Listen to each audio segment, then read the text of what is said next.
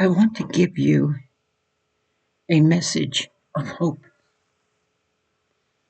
that, in spite of the fact that we know up ahead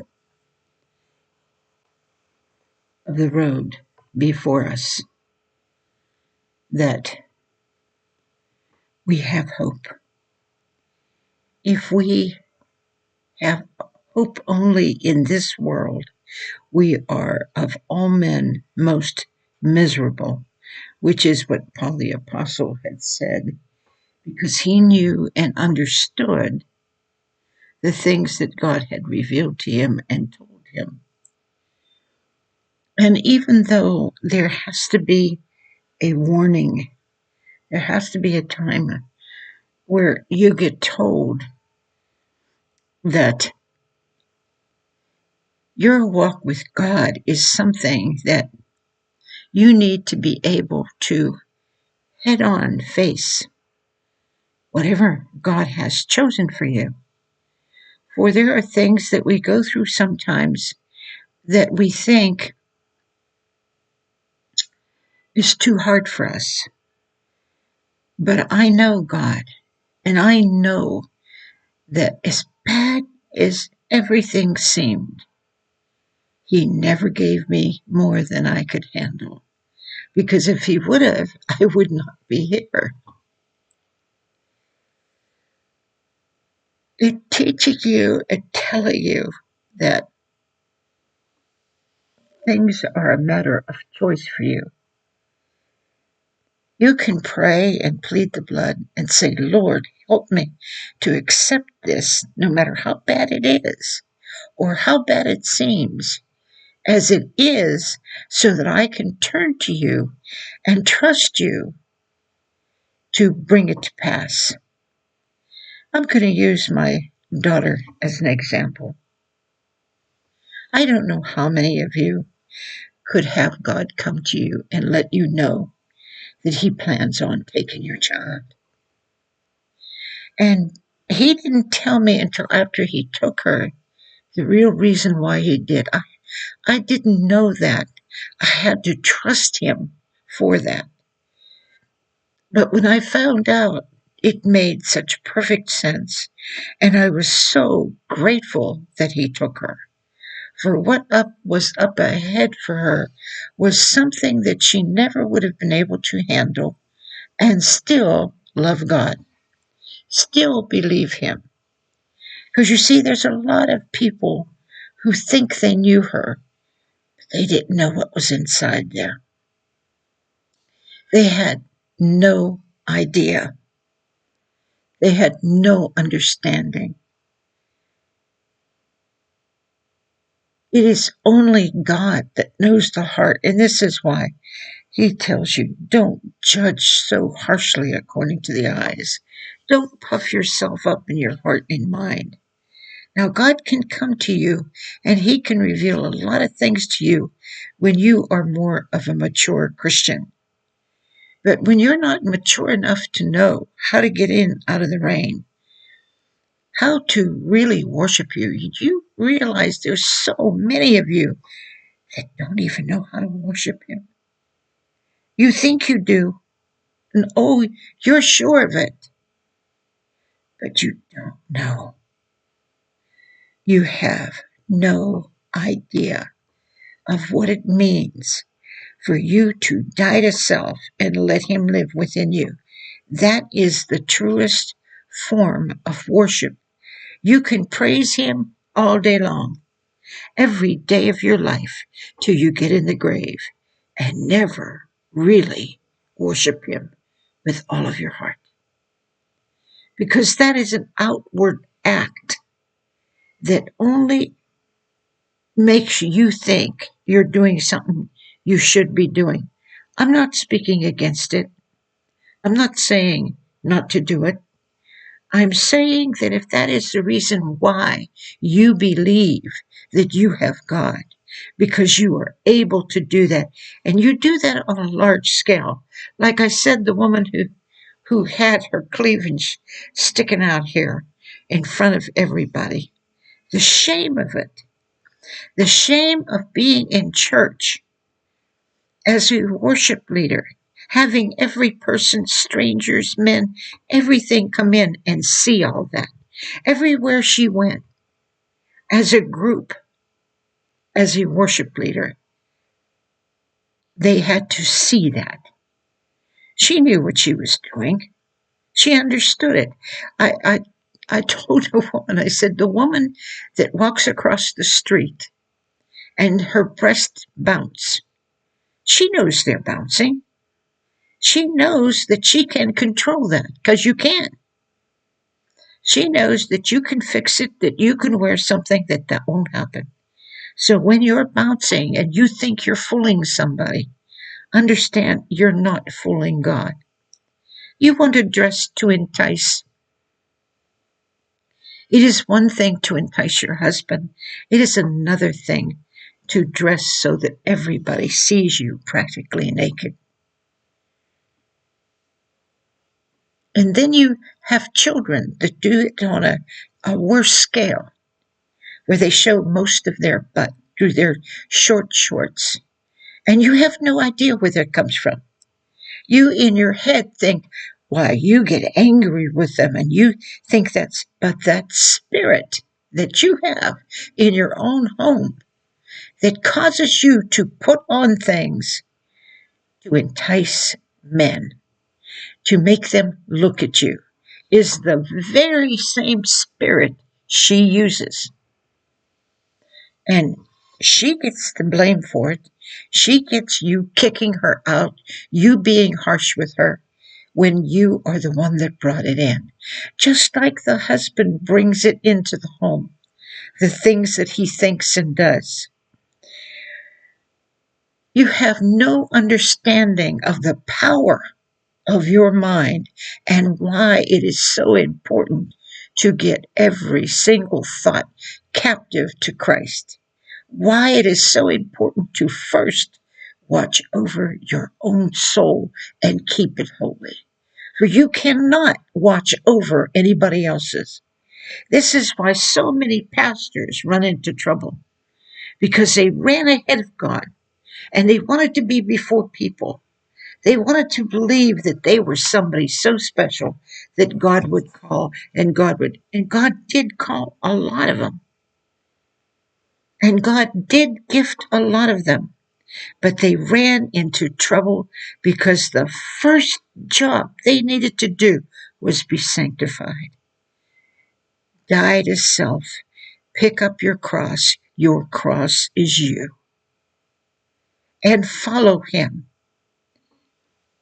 Pick up your own burden, not expecting everybody else to carry it. Every man must carry his own burden. But you live in a world where you're told that you need someone above you, someone over you. You need that covering that'll protect you. My goodness.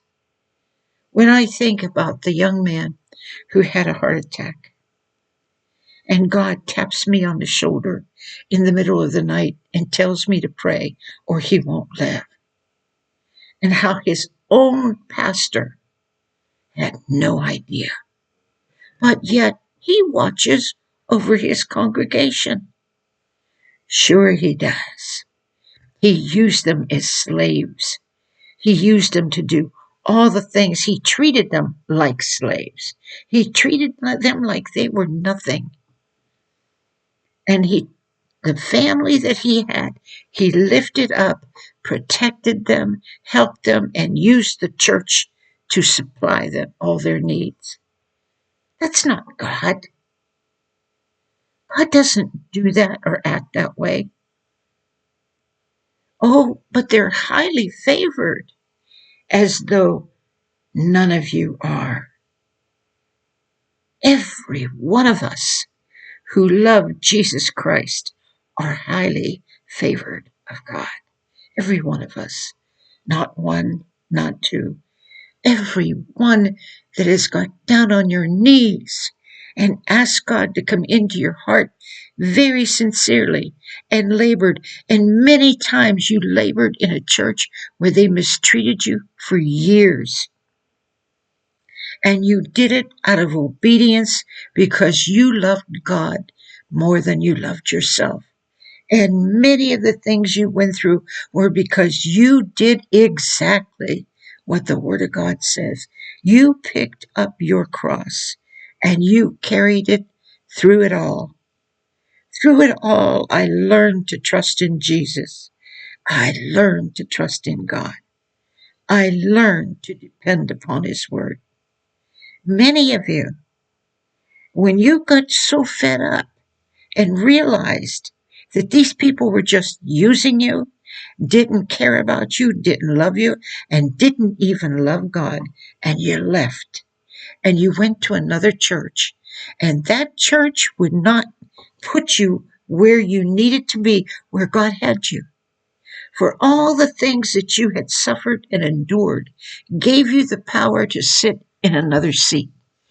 They overqualified you for cleaning latrines the way I used to, for getting behind and putting your face near the commodes to clean behind them the way I used to,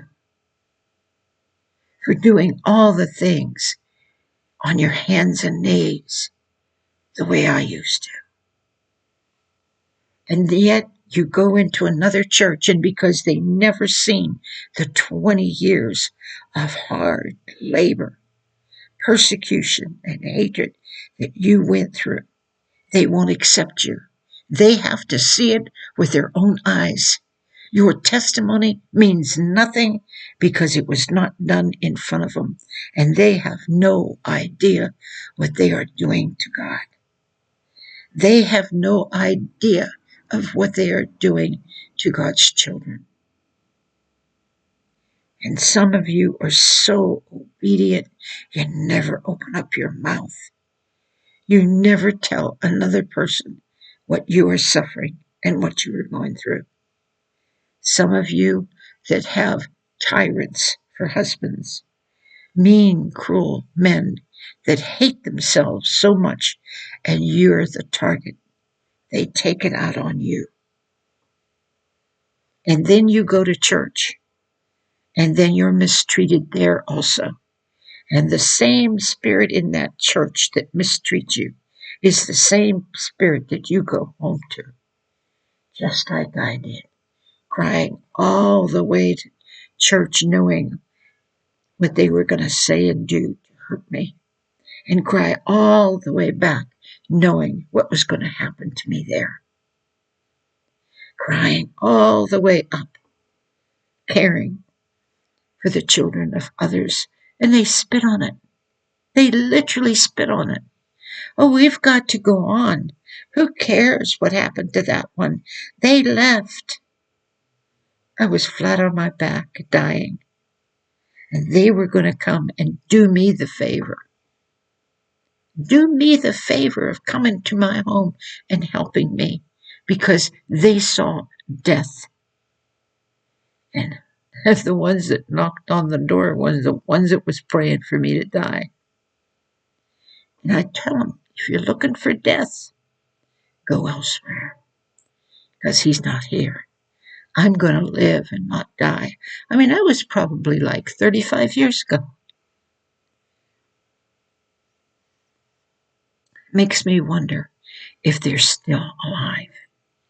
Makes me wonder the pride that they had that was so great.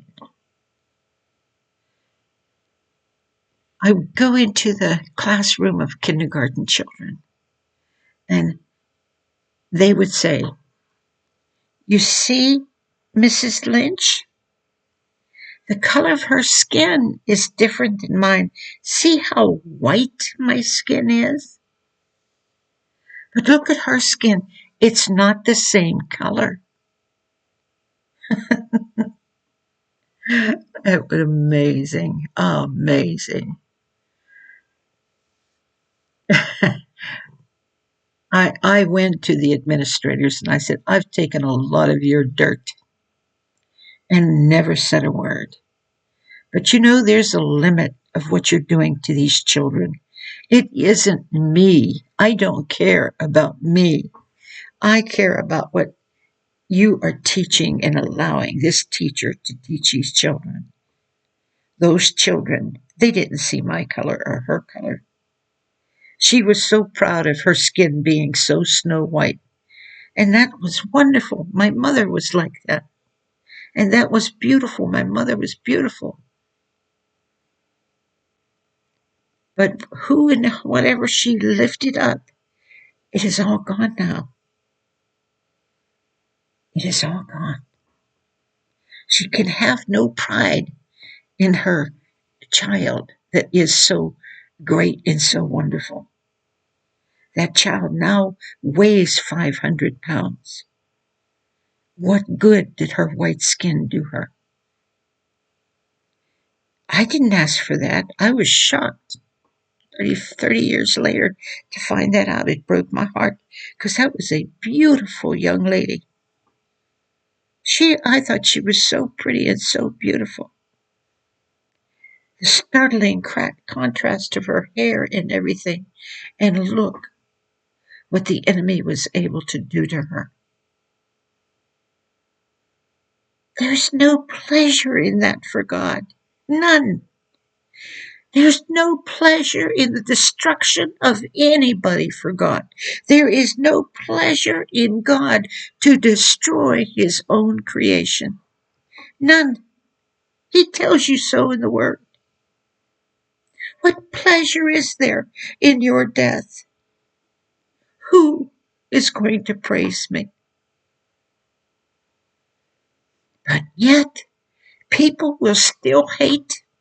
They will still resent. They will still get angry. And they'll still sit on their pedestal positive they're the only ones that are right. There are still people that will be envious and jealous, and they eat their heart out at seeing what others have, and they want to destroy it. I know of a tiny little girl, and I mean, I loved this baby. I really did. I didn't realize at the time what she must have been going through with the kind of mother she had. Her mother was definitely a witch. And so she came into our our place. And my daughter just loved her little dollies. And she would just have everything they would be just dressed just right and all just looking so pretty. And when you when you just walked from here to the next room, every one of those dolls were ripped, tore completely apart in every way from that little girl. Because in her heart she couldn't have that. And she couldn't bear someone else had it. That wasn't her fault. That was the fault of her mother. But even that wasn't the fault of the mother. It was the fault of those before her.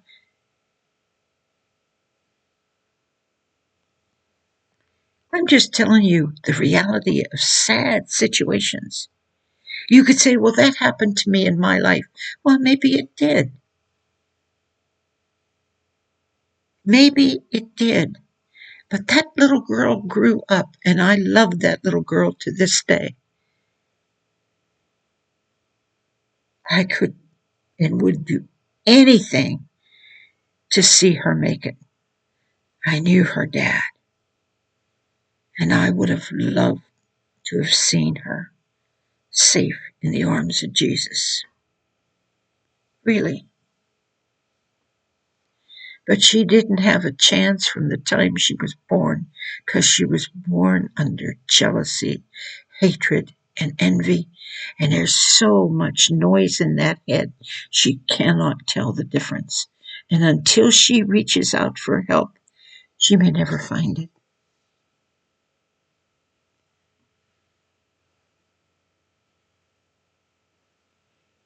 I am telling you some sad, sad stories of what happens to people who go to church, who teach us in Sunday school. These are not people that didn't have God or say they didn't have God. These are people that claim to be saved. These are people that go to church to this day. Oh, so many of them are dead now. But these are people that went to Bible preaching churches. And they still do these things. Why? They did not pick up their cross and die to themselves. They absolutely refused. It's too hard. It's too much. It hurts so bad. Do you know how many times I've heard that? It hurts so bad. I had nobody to tell that to, except God once in a while, when I couldn't bear it and thought I would go crazy. And then I would want to go crazy because it was better than what I was going through. But you see, he that endures to the end shall be saved. That does not mean to the end of this life. It means each thing that you go through, you endure to the end of it so that you can learn endurance. You can exercise it within you so that you can learn long suffering, so that you can learn patience. It doesn't fall from the sky. It doesn't fall from the sky for you to, by miracle, to have all of the fruits. Or you talk about them and you wear them and you think, oh, it's, like the breastplate of righteousness you put on. That's not the way life is. When I was a child, I spake as a child. And when I'm grown, I put away childish things. Jesus comes into your heart, sits on the throne, and he will always do what is right. You can tell in this mind and in this heart what is of God and what is of you, simply by the things that you do. When you choose to do what is right and holy, that's God. That's Jesus. He's right there. But you take it to yourself that I'm a good person. That's why I do this. No. The flesh, there's nothing good in it.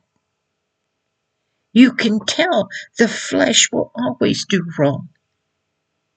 And you're the one that has to resist it. You're the one that has to overcome the world, the flesh, and the devil. I can't do it for you. That is your homework. That is your assignment. That is your first assignment. Oh, they can tell you all about, you got assignment. You're assigned to this one. You're assigned to that one. How do you help this one or that one when you can't even help yourself? How could you be assigned to someone else when you cannot take care of your own assignment, your own homework? You can't. That's why even for your children, he says, take care of your own household first. Because God knows and understands that if you cannot take care of yours here, you cannot be what you're supposed to be to them and with them and help them and do all that you're supposed to do. How in the world can you do it out there? I told you that's why you'll have preachers that have unruly children.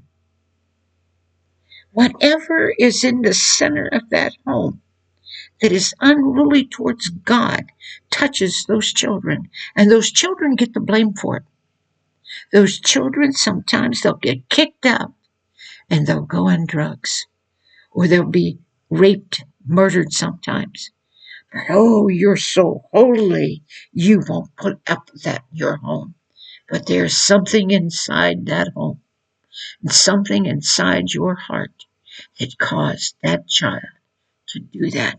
And you need to dig and find out what it is so that you can turn it around and get your child saved. You need to find out how in the world. If you take a look at where their minds went, you will find your mind was parallel to that in another way. For each one, is going to be tempted according to however they are. And oh, but I didn't. Yes, you did. In another way, you did. The enemy loves to work on too. He really does. He has it all planned. He plans for you to be offended. And I told you offense is a choice. Get you offended enough that you'll hurt somebody spiritually, mentally, emotionally, without ever saying a word. And get them to be offended. So then he's got two he destroys, and the only way you can pull his teeth out is through love. It's the only way.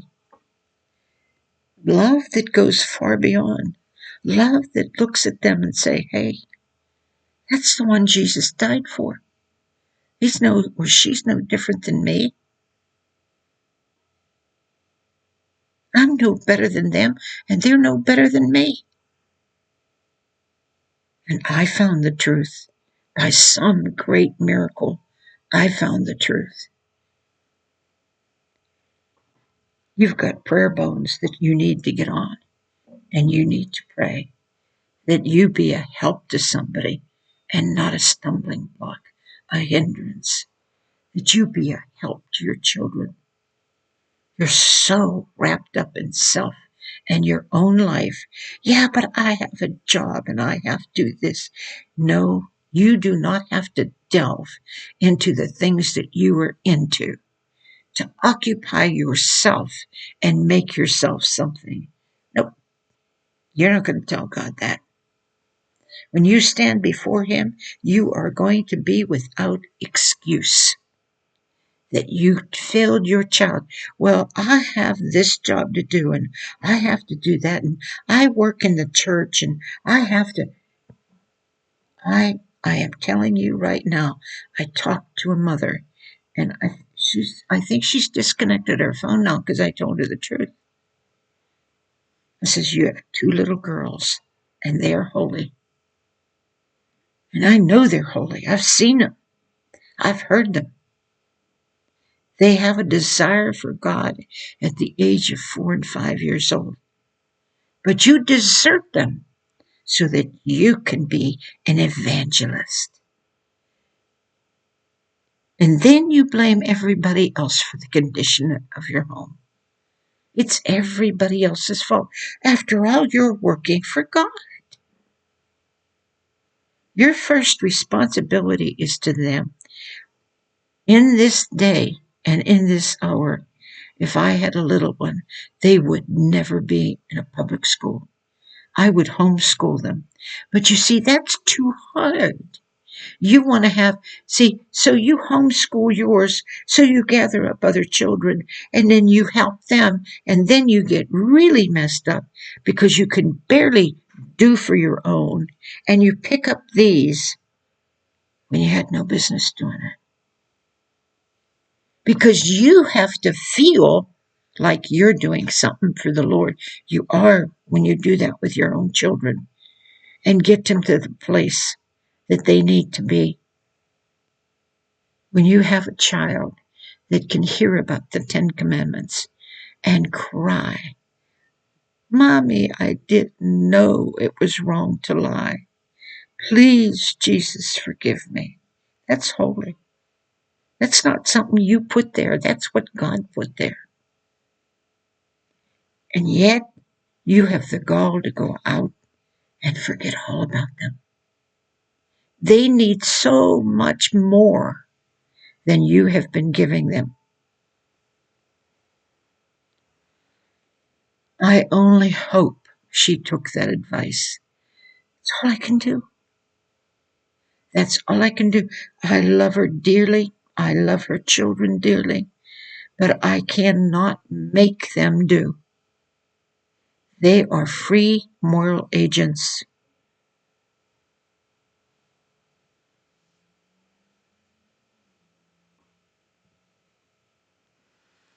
Just like you are. Just like I am. And all of you need to be praying that you choose the right path, that He open up your mind, like I'm praying for you, that He open up your heart and that you see the way clearly and that you obey it and that you make up your mind and your commitment that you would rather die than do it wrong. Die than choose something else. You would rather to go through anything than to have the devil be able to take your name before God and mock God because of you and your choices. Because that's what he does. Aha, so you claim she's yours, he's yours. Well, look at them. They act more like mine than they do yours. And you have a broken-hearted Savior that died for you. That doesn't mean anything. You're still going to have your own way, do it your own way, in your own little box of doctrine and traditions.